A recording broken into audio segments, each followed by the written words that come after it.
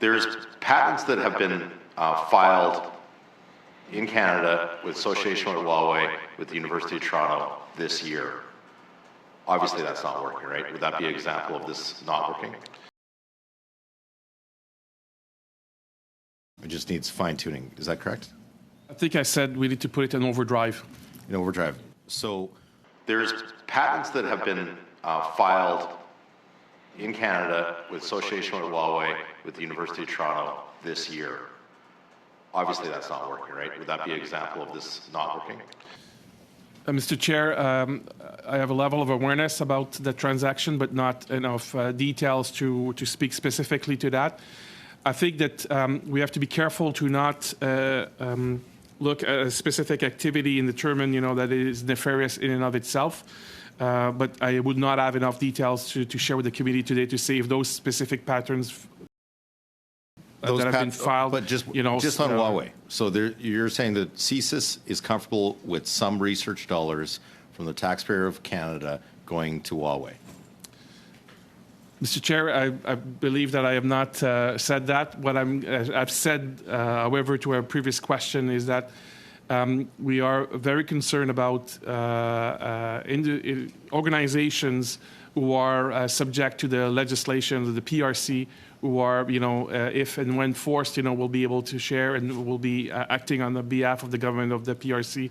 So from that point of view, we do have a very high level of concerns, and this is why we've been speaking publicly and redirecting many more of our investigative resources to counter that threat. But, so just back to this one company. It's obviously you've well versed on the dealings of HuaWei. There's a list that has been promised to be out that will ban different identities to work with universities in Canada with taxpayers' dollars for funding. In what world would HuaWei not be on that list? You want to take that?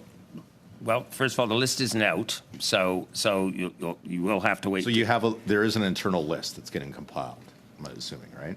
So that's the entities list. Yes. Yes. So that is being compiled. Advice will be given to the government, and the government will release that list when it is ready to do so. So the government has that list, you're saying?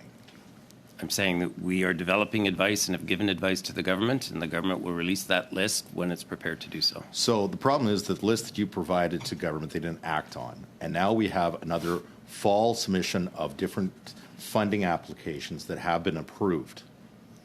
Do you not see the problem here? You've briefed the government on this list, and they're not acting. Back to why wouldn't we just, if it's that difficult to make a full list, we can start with a partial list. And why wouldn't HuaWei be number one on that list, banned that not to receive an additional nickel from the taxpayers of this country? So I won't comment right now on who is or what companies are or will not be on that list.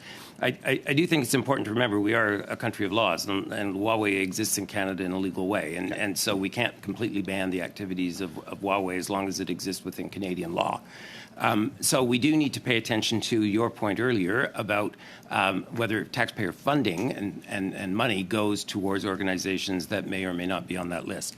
And I think that is what the government is grappling with right now, is trying to find ways that it can construct that list in respect of who operates in this country, in respect of thank you those for that. I'm going to partnerships. pass my time along to my colleague.